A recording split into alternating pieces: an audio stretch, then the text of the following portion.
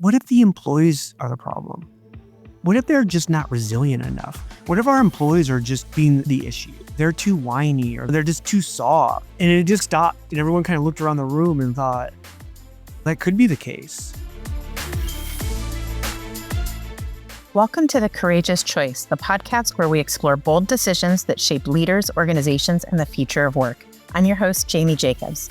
In this special 3-part mini-series, we're diving deep into the future of HR, a world where the pace of change has never been faster. From AI innovation and the rise of the gig economy to shifting workforce expectations and bold new leadership models, the HR landscape is being redefined in real time. Across these episodes, I'll be joined by 3 remarkable guests, thought leaders and trailblazers in the HR space, to explore the big questions every organization needs to be asking right now. Together, we'll uncover how courageous HR leaders can navigate uncertainty, embrace transformation, and design workplaces that don't just keep up with the future, but shape it. Whether you're an HR leader, an executive, or are simply passionate about building better workplaces, these conversations will challenge you to think differently and lead boldly. Let's dive in.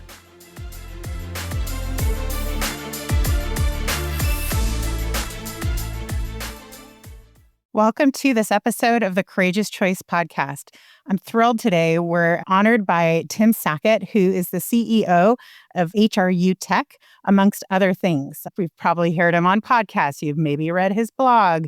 He's known to be a workplace hugger. He was the first HR influencer I met that actually had a sponsorship, so we can talk about that later. But anyway, I'm really honored that you're here with us, Tim. Thank you so much for joining us. Thanks for having me. This is amazing. I'm excited that you got it started and are doing the pod. It's so funny. Yeah. When we first talked about it, I was like, so what do you do? And how do all these things work together? And we're doing it. We're figuring it out as we go. Thanks for the inspiration and advice. One of the things I think I had told you was like, if I'm going to do it, I only want to do it about a topic that I actually want to talk about, not something that I don't look forward to. Oh, yeah. 100%. And one of the things that is just, for me, always inspiring is thinking about courage. And so we've talked with different kinds of leaders. We've talked about with entrepreneurs, people have made the leap out of corporate into different things. But in corporate and thinking about talent and HR today, from my perspective, it's one of the most exciting times that we actually could be in this profession. And I know you're living at the forefront of it. Why don't we jump in? What are some thoughts that you have, how that's showing up today?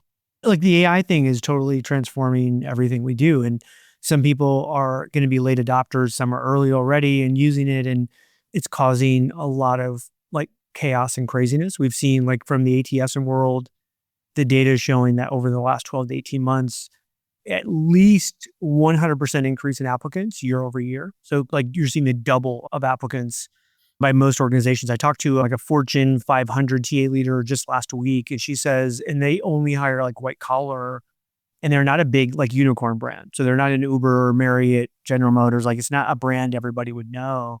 And they're averaging 750 applicants per position. And so you go, gosh, it speaks to the economy or it speaks to whatever. And the reality is though, she's like, it's the AI, where candidates are applying through AI and these different services and things of that sort. So it's interesting. And then on the other side, we have the Workday lawsuit where, someone's claiming that the Workday algorithm didn't pick them. And so they're suing. I mean, you're there in California. So this is where it started. And the funny part of that is like Workday didn't even have AI algorithms when this person's claiming that the algorithm didn't choose them from a matching perspective, or the small amount of kind of like matching that they did actually would have benefited him, right? Because it was just about, if you have more experience, you're going to come up higher in the algorithm. There was no one built an algorithm back then which would say, if you have more experience, we actually want to grade you down. Like that just wasn't even a thought process back then. No, it's fascinating, right? Because over the last few years, it was all about, as a company, how can we build AI into our tech stack and how can we be leveraging it and to save time? But quite frankly, now AI is being used on all sides, which almost reduces some of the differentiation from a candidate pool perspective. And I know you think a lot about, okay, so like beyond AI and tech, what does courage even look like in that talent market today? It's interesting. I go back to the first 3 weeks of like when I was trained as a recruiter. And to me, the future of recruitment looks much more like a recruiter from the 80s, 90s, early 2000s than it does what we see recruiting today. It's the courage to pick up the phone and have a conversation with somebody. And people go, I don't understand. That doesn't take courage or blah, blah, blah. And like, I remember that first like week on the job of being a new recruiter, and like it seemed like the phone weighed. It was like a dumbbell. It was like it weighed 10 pounds, 25 pounds, because you knew you were going to pick it up and somebody was going to say no. And it was just I mean, for most recruiters, you're getting 99 no's for every yes. And so it's one of the things that we got beat out of us as young recruiters. It's like, no, you just have to get on the phone, get on the phone. I literally remember after being 3 weeks and I took all these resumes in to my boss and said, okay, I called everyone and got them all updated. And he literally just turned around and put him in a trash can and said, okay, now here's the real job. It was just literally like, how do we get you to not be scared to pick up a phone and talk to Yes. people? Yeah. And to me, it's that true courage, because if we have AI doing all the tactical work of recruiting, they're posting jobs, it's out there sourcing, it's out there screening, it's out there doing this. And it's this ability to have a real job. It's the ability for me to call Jamie and say, hey, Jamie, I know you're probably not right for this job, but give me somebody you know that you've worked with that is. And doing those kinds of calls, which seem like, oh my gosh, you're back into the early 2000s, 1990s of recruiting, when people are asking for referrals and like, wait a minute, why wouldn't you just text or email or that same thing? It's because immediately it's just ignored or said, or they can just say no. But when they're on the phone and they hear you, they hear your pain, and you can build this camaraderie with somebody, like that's where the courage, I think, it turns on. And I think we're going to have to see a lot of it, and not just from recruiters, but from a lot of individuals. I have 3 sons who are all Gen Z, and they would rather not eat than have to call a pizza place and put an order in. If they couldn't do it through an app or whatever, they'd be like, I'll just starve. Like, to call somebody and say, I want a pepperoni pizza and here's my address. Like, they just think, oh my gosh, that's so cringe. Like, why would you ever do that? My daughter's graduating from University of Oregon this weekend. We're super excited, and I Go totally Ducks. understand it. Yeah, go Ducks. And she's launching into the whole job search, and even doing what I do. I'm not really into the space. She's environmental design and landscape architecture, and it's fascinating, right? And just seeing, but you're right, you got to talk to people. And I think even this, like, how do we assess talent? You've got the overlay of companies starting to try to hire more for skills, which, that is also different, right? And so they're all kind of coming together at the same time. How long have you hired people? How many years? 20? I'm going to age myself. Yeah. Oh, more than that. Let's say 20 plus. Yeah. Let's say 20 plus. Did you ever hire somebody that wasn't skilled? Haven't we always hired for skill? I think it's the whole skill thing to me is just a joke, right? It's all vapor. I mean, we've always hired for attitude, trained for skill. Our motto was hire for attitude, train for skill. Yeah. But I think we've always looked at somebody and said, but even those soft skills they had, the attitude was the skill. And then you go, okay, now I can teach you the technical skill that you need. I think that's a joke. We're going like somehow 8 years ago when all the skill stuff started, like we were going, oh, you know what? We only hire for education and experience. Yeah, but that's part of skill. It's part of network. It's part of bringing your whole self. And then somehow we go, and I get why we did it, right? We get it because, hey, there's part of the population couldn't afford or didn't have the luxury of a formal education. And so we said, hey, does it really matter? For so many roles, it doesn't, but we've always hired for skill. And so it's strange to me that we now look at each other and go, oh, you're a big bag of skills. And how can I measure? Yeah, I only want the one skill. You keep those other skills over there. No, clearly that's not what we mean. But I do think it's interesting when we start looking at what is the work. Like my thing is always, I just want to do good work with good people, right? So we want to hire people who want to accomplish something big. And I know you're working with a lot of people, whether it's the different technologies you're investing in or the companies that you're helping really reshape things, but getting clear on that work. And from where we sit, the overlay of like, how do you use elastic talent as part of your overall talent strategy and really get smart about that when you plug and play specific resources. But to your point, you're never hiring. We just want that one skill file. It's interesting when you talk about like your daughter coming out of like any new grad, high school or college. Right now, we talk about like courage. Like I would and just the CEOs that I work with and the executive teams, like exponentially, they would rather hire somebody that would have this great like conversation or be open. Like I just had this conversation with somebody. I like defined him as a talent curator, right? Which is he sees people in the wild that just have that it, and that it is they can engage and they can make people feel welcome. They can make people feel wanted. They can make people feel important. And I always tell people, like, I never got burned out on recruiting for the simple fact of somewhere along the line, I realized when I call somebody and they tell me no, the very next thing after they say no and they hang up the phone is they go and tell somebody, I'm wanted, somebody called me. I'm being recruited. And it made them feel great. They could have been an idiot to me on the phone. They could have been rude. They could have been nasty. They could have just whatever. Maybe they were friendly and they just said no. Didn't matter. They said no. But then they went out and actually bragged to their work bestie or to their significant other or to whoever, because we have this superpower as recruiters, right? To make people feel like, oh my gosh, I feel I'm wanted. Somebody wants me. They're wanting to come after me. And it's the greatest feeling in the world, be wanted by somebody else. On a positive side, right? Like you just got some stalker or something like that. Yeah, but it's also like direct contrast to like, oh, I got ghosted by this, bot or whatever. Exactly. The recruiter that never called me back. I'm thinking a lot about this kind of early career talent. Obviously, I have my own personal reasons, but I think even just in the shifts of how jobs are changing and work is changing in general. Have you seen anything cool that companies are doing? You said the differentiator is the ability to lean in and have that skill. Have you seen some cool things? It's interesting. I see on both sides. Like one of the things that I'm in love with right now, and I was so in love with it, I invested, but it's this AI screening technology.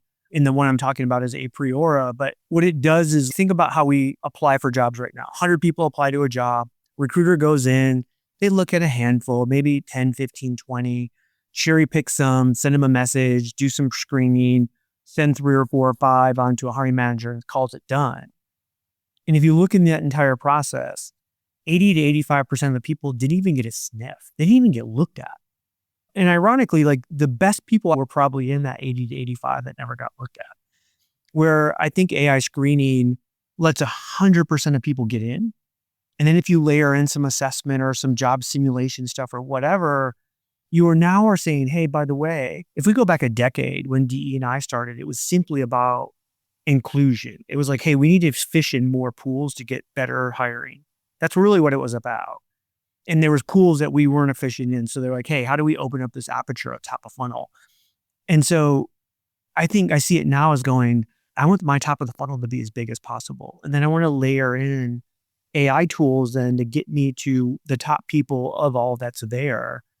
And then I can have these great kind of conversations. And I'm starting to see companies that are starting to like, hey, where's the human layer in here? That it makes sense for us to actually have a really good conversation, get people excited about us. And it's not just, oh, who's excited about, who wants to come work here? Who's going to survive our process? Because that's the other scary thing that happens as more and more people apply and you see these higher apply numbers. Companies' knee-jerk reaction is, oh, how do we put in speed bumps? How do we make people jump through hoops so we can eliminate that number down to a manageable number? And part of us tried to talk ourselves into that. Then what we're left with is the highest quality. You're not. What you're left with is those who are survived. And willing so it's like, to go through that rigor that may or may not make sense. Yeah. Which could be the most desperate. And could they be high quality? For sure they could. But most of the time, what we find is the highest quality people won't jump through your hoops. They don't have to. Somebody else is already talking to them and making it more personable for them. So I go back, like to me, the question, Jamie, that we have to ask is if 75% of this work of recruiting goes away because AI can do it, then what do we do? What do we use this capacity for? And I go back to this kind of human connection. If I say, hey, I want you to come interview, and you walk into my lobby and you talk to the receptionist and they're like, who are you? Who are you here to see? What is this about? Like all of it just feels impersonal. You're just like, oh, I hate recruiting or I hate interviewing. Why are we doing this? But if you show up and there's a sign that says, hey, Jamie, welcome. We're excited to see you today, whatever. And you're a Diet Dr. Pepper drinker and you go into the conference room and there's one there on ice waiting for you. All of a sudden you're like, holy crap, these people did some research on me and they want me. And the whole interview takes a different turn and it makes you feel different. And I always go back, we don't have the capacity to do that right now. We don't have the capacity to make people really feel wanted, but we could. And I think that's really exciting. Like when you talk about the hope of recruiting, I've never been more hopeful because I think we can finally, in my entire career, actually really go after people that we want to come work for us. That's really cool. I started my career with Four Seasons Hotels and Resorts, and it was all about guest experience. And it was exactly what you're talking about. Yes. What are their preferences? What do they like? Greeting them by their name, knowing they're coming, communication on the back end so that when they walk up to the front desk, I'm not like, how can I help you? The guy at the front already gave me a heads up, and it can be welcome, Mr. and Mrs. Johnson, or whatever it is.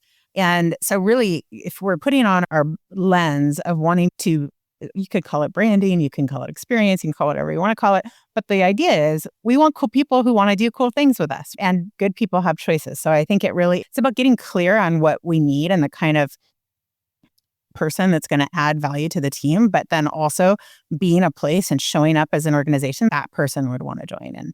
And I love the idea. That really means it's going to weed out from within the recruiters the people who, one, have a customer service lens or the ability to have those conversations.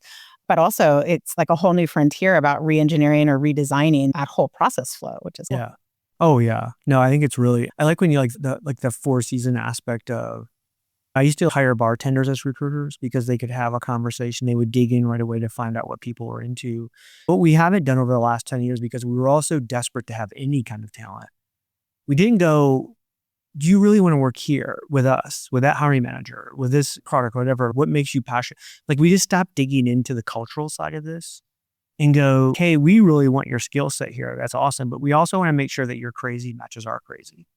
Because then we know we're going to love you and you're going to love us. But if like our crazy and your crazy don't mix, it's miserable for you and it'll probably be miserable for us. And like, why are we doing this? And we see this happen so often where it's, oh, all I want is a software engineer with the skill.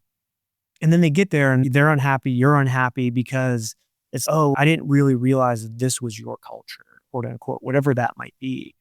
And it's become like taboo to even talk about culture as well. Back to the DE&I thing. And not that I'm not an advocate for that, I am, but like somehow when we talked about culture over the last 10 years, it became, oh, culture is just hiring more of whoever you are. So if you were all white guys, you're just going to be hiring more white guys. Or if you were all female, it's about hiring more. And you're like, no, that's not what it is. Like, I want to open up the aperture. I want as many people in. But also within that segment of the interview process or screening process, I need a certain percentage to opt out. I need a certain percentage to go, oh, that's who you guys are. Cool. That's right. Good for you. That's not for me. That's not what I want. I like the color blue and you guys are the color red. Whatever. It doesn't really matter to me. That's what a strong culture is. It's just so clear that if I do something to increase the guest experience, I'm going to be supported. And if I don't if I just walk by that piece of trash on the floor, I'm probably not a fit. It just needs to be so clear. And if I don't want to pick up the piece of trash or hold the door for someone, then I'm going to opt out. It needs to be that clear. When I worked for HR at Applebee's, it was interesting because they were a very coach culture. They wanted everybody to have a coach. You had to have a business coach, a life coach, or whatever. And I'm like, I don't need a coach because I saw it as something as, what's wrong with me that you think I need a coach? And they were, oh no, it's not about that. It's about making you better and helping you like just be better overall, faster, blah, blah, blah, whatever. And I'm just like, I looked at it as there must be something broken in me if I need somebody to tell me, so Jim, tell me about your week and what are you working on? And he's like, I don't need that. Is that why your LinkedIn says not a life coach? I get more comments about that than almost anything. People go, I love that. And then the other thing is like, I get every like life coach on LinkedIn reaches out to me to says, hey, I see we're in the same world or I see we're in the same industry. And I'm like, no, we're not. And apparently you can't read. Oh my goodness. But no, I think it's because when I tend to help like heads of TA, heads of HR, like I do a lot of diagnostic work within recruiting, I always feel like I turn into their life coach. Because what you find is that the technology is the technology and the process is the process. But it's the people that's the biggest issue for most of these companies and most of these organizations around recruiting. It's like, hey, we're not, Tim, if I held them accountable to the funnel or to the metric, they're going to quit. I just can't have that because our hair is on fire right now and we're trying to launch this new program and I need to hire 500 people, blah, blah, blah. And I'm just like, you're being held hostage. Do you understand like what this feels like? And like, I'm just telling you from the outside, you have terrorists in your organization that are holding you hostage and you should fire them immediately. And you would be shocked at how great you'll feel and how much better everything will work. And that there's so many that don't believe that. And so I said, I become this life coach of working through this process. Two things, like talk about courage, right? It's absolutely courageous to just be like, yeah, we're not going to tolerate that. But I've literally, in all the years that I've been coaching leaders or helping drive high-performing organizations, I've never had a leader say, I should have waited longer to make that change. Never. Not single one. It was always like, I should have changed it a long time ago. So when you have someone that is not aligned or not performing, just be willing to make that shift. What about you, Jamie? What do you think? When we talk about like future of recruitment and the courage thing, I talked about, hey, this ability to pick up the phone. And for really experienced recruiters, I think that's going to be hard for some of them. But like when you think of that, like where does the courage come into play there? I think it's about a total redesign of process, right? And thinking about what are we trying to do here? One of the things that I'm finding you're saying it's usually it starts with a person thing or a leader thing. And we're making assumptions, right? We all have lens. We've had experiences that we've had. We've grown up in whether it's talent or HR or whatever field you're in, and things were real for us. So it's not to invalidate whatever those experiences were. But the assumption that we make that going forward is going to be the same as the past is fundamentally incorrect because of the nature of the variables that are shifting at such a fast pace, right? And so what that causes us to do is have to question assumptions that we don't even know are assumptions because they're just truths because of our experience. So for me, it's a really exciting time. But as I think about TA, like how cool would it be to do a working session with you and I or whoever and be like, okay, what are you trying to do as a company? What's your strategy?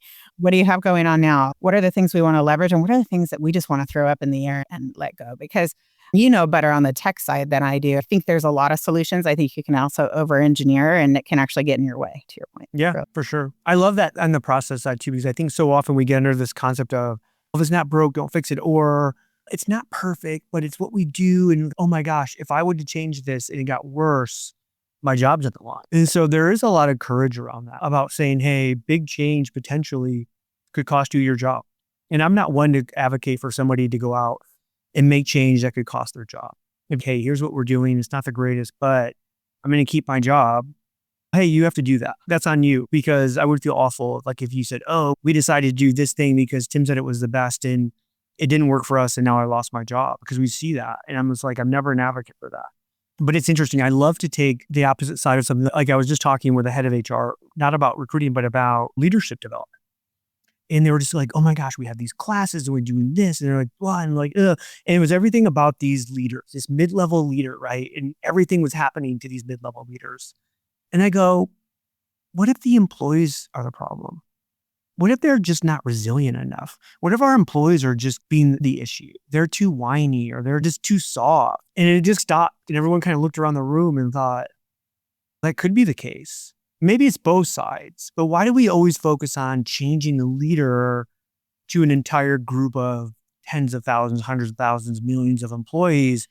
And what if we made our employees more resilient? Would a lot of these leadership things just go away? Because they wouldn't even look at a leader that made a mistake and go, oh my gosh, I'm going to be complaining. I'm going to be disengaged. I'm going to be like, no, you're just going to stand up and do the job and get the donuts out on time and just work, right? No, it's definitely gotten out of whack. Like, I mean, I believe as organizations and HR teams, we have big responsibilities to create a healthy environment where people can bring their best discretionary effort and want to do good work together. But that only works if people show up and want to do good work together. There's nothing that the company can do or the leader can do to fix that. And some fundamental skills, a lot of times, like receiving feedback. We talk about, oh, leaders need to learn to give feedback. Yeah, their teams also need to be able to receive it. I've had leaders say, I try, but they're not able to hear it. So the resiliency part is key. I think of fear as opposite of courage, and that fear of losing your job or the fear of making a change with a low performing person or the fear to co-create or at least question things in process. I think I just have a belief that decisions made by fear don't lead us really where we want to go. I don't know. Does that resonate for you? I read something the other day, and I'm not like a big self-help person. It sounds a little self-helpy, right? Which is, the person was saying, like, choose your discomfort. Is it uncomfortable to pick up the phone and talk to somebody in person? Is it more uncomfortable to be fired and not have a job?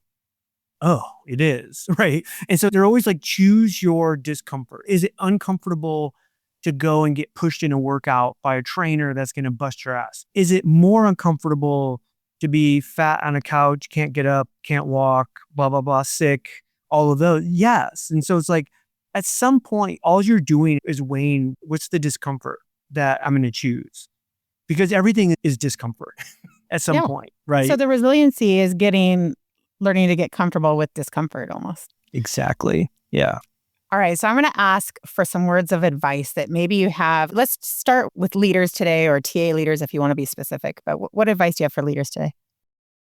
I think the one thing we fail consistently, and this is from the biggest Fortune 1 all the way down to SMB, like TA, HR leaders, is not having the data, not knowing the capacity of what we can produce in recruiting, so that when the leadership team, when the executive team, the operations team comes in and says, hey, we need to do this next quarter or next week or next month or next year, we tend to see this constant churn of TA leaders getting fired because they'll go, oh my gosh, we'll work hard. We'll do it. We'll make it happen. And they can't. They don't. They fail almost always.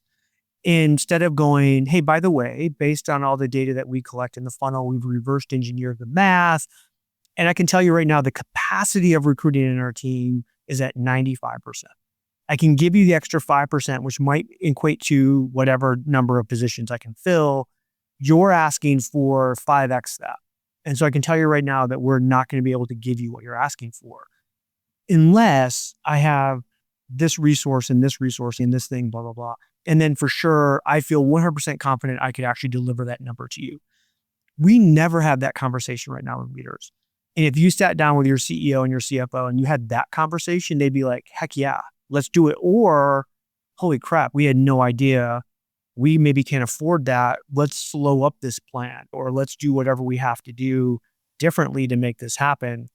A classic example, and this has nothing to do with resource. It's about, I've been with companies where they'll say, hey, Tim, like next quarter, we're being tasked to hire for 250 on top of whatever we have right now. Cool. How many interview slots do you need right now to do the jobs you have? Ugh, we don't have enough. So how are you then going to do 250 more? It's never going to happen. And so it becomes this issue of saying, does the organization realize what it has to then do to get you? So for me, the recruiter capacity piece or the recruiting capacity piece is like the holy grail of measures, because you can actually have this real business conversation that we're just not having now. And I see it doesn't matter if it's a Fortune 500 company or all the way down. I see TA leaders losing their jobs every single week because they never had this simple conversation. And then it goes back to, why wouldn't they have this conversation? You're like, well, they don't have the data. Why don't they have the data? Because they don't have the courage enough to hold their team accountable to a number and then collect that number and manage the team around that number, which is a sales funnel, basically a recruiting funnel. And once you have that turned on, I can give you your capacity. I can go through, we can do all this. We can ideate options. Like we can say, this is our capacity. And if we need to add 250, we can partner, we can outsource, we can hire additional recruiters, we can, whatever the things are that how we can get there. Because that's the other part, is you can't just be like, can't do it or we have a problem. No, but they always said, oh my gosh, yeah, we'll work 24/7. We'll make it happen. And they don't. All right, Tim. So I want to know, you've done some really amazing things throughout your career, but you've also transformed quite a bit from where you first met our mutual friend. Yeah. So maybe you can share just maybe some points of courage that you think about when you think about your career. I passed out for all 3 births of my sons. Is that courageous? I don't know.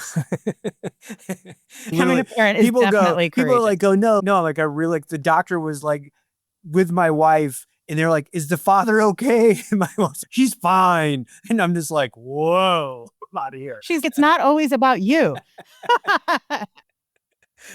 The very first, I would say like large team leadership role that I had went through an M&A piece, which a lot of us have. It's ugly, can get dirty. And I was trying to stand up for my team. And again, in hindsight, it probably was courageous, but it wasn't wise. Because I basically went in with an ultimatum to like the new CHRO who had come from the acquiring company and kind of put an ultimatum down and said, hey, if you can't take care of my team because they were being underpaid, I'm just going to have to look for something else, kind of thing. Feeling like I had something, like I had some leverage. And she's like, I think you should go look for something else, and like literally lost my job. And I was just like, whoa, I didn't expect that. So my team thought I was very courageous for them. I didn't think they wanted me to lose my job over it, but it happened. I always tell people, education at every single point in your life is very expensive. Because we think college and all these people are like, oh, I can't afford to go to college. And it doesn't matter. It doesn't matter if you're 20, it doesn't matter if you're 30, 70. Learning is expensive. And I learned at that point that maybe doing an ultimatum is not the way, it was an expensive lesson that I learned. And I did learn from it. And people could call it stupid. People can call it courageous. I think having the courage to walk in and stand up for your team is courageous. How I did it, probably not the smartest. I would do it differently now, knowing what I know, but it worked out for me. It was fine. It's so true. It's like that breadcrumb on the journey. And as long as you take the lesson and don't do the same thing again and have to learn it the second time the hard way, Yeah, I think we're exactly. good, right? Oh, Exactly. that's, Yeah. yeah. And I think a lot about like the not doing it, like who you are. You wouldn't have not done it. Standing up for a team was something you were going to do. The how you do it can evolve and obviously can You get better. become Yeah. wiser as you. Yeah. Patience. That was another piece, right? If I probably would have went under with that understanding of, okay, I want to talk to you about something. I want to stand up for my team. I want to support my team. But having the patience to understand this is a new evolving process instead of seeing it has to happen right now kind of thing. Yeah, gosh, that's probably the biggest learning thing in my entire journey as a leader that I had to learn was patience. And it was so hard because I'm a type A person. I want to move. I want to go. I want to break stuff and just move fast. And like sometimes like you just have to have patience. It's not my biggest virtue either. I'm going to ask one more question because we talked a lot about trends and all those things. And now I'm talking about you. So since I got you talking about you, I'm going to ask you one other thing. As you've evolved, right, from internal leader to wearing multiple hats now, can you share how you've up-leveled your own identity and what that process has been for you? In terms of like identity or brand, or tell me, like, what are you picking at? Yeah, I think for many people, and maybe this wasn't true for you, but for many people, part of our identity is the work we do. And often that can be like, for a long time, I thought of myself like single mom, corporate exec. That was like my identity. And I'm not a single mom. I'm still a mom, but I'm not a single mom and I'm not technically a corporate exec. It's evolved. And also just even to your point, I don't know that I have a label anymore, but that was an evolution for me. I don't know if that happened for you. And the fact, like now you have an umbrella career, if you will. Yeah. And I just think it's interesting for people who maybe do see themselves through the lens of either their work or profession. And it's an interesting journey. And for someone who's blown up into all these different things, I think it's interesting for people to hear. I might be the biggest failure of my entire career. Because it's the number one question I get asked all the time, especially if I'm out speaking people. So what do you do? And I'm like, oh gosh, it goes right to my heart because I'm like, oh, I'm so bad at what I do. And people don't even know what I do because I do so many things. I'm involved in so many things, in part because I don't say no. I've always told people like at the end of the day, you know, I really truly believe that my only job on this planet was to raise 3 great young men. And if I did, that was successful. And that's, so everything else is just allowing me to do that. And so whether it is running a staffing company or writing a book or speaking or doing a podcast or, you know, running a venture fund and doing all this stuff that I get my hands into, I'm curious.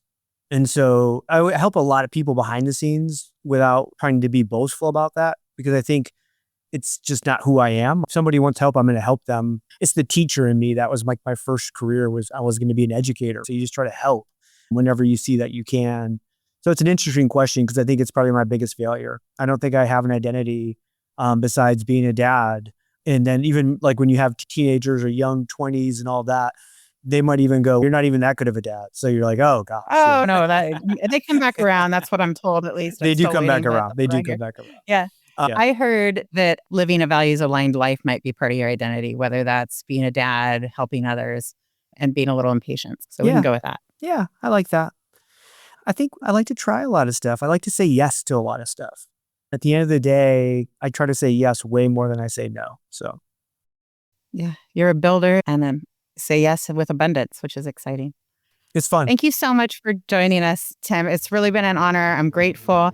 And thanks for everyone for listening. We'll see you in the next episode. Thank you for listening to The Courageous Choice. If you enjoyed this episode, please leave a 5-star review to help get the word out about the podcast.